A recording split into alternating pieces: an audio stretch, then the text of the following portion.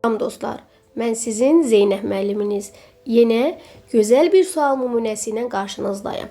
Deməli, ardıcıl ədədlərə aid sual nümunəsidir. Necə? 1 çıx 2, üstəgəl 3 çıx 4, üstəgəl və s.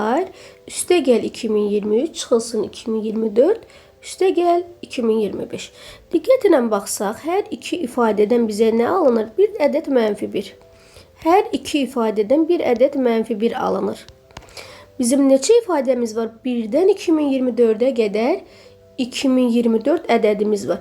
Hər ikisindən bir ədəd -21 alınırsa, deməli -1 daha doğrusu alınırsa, 2024-ü bölərik 2-yə.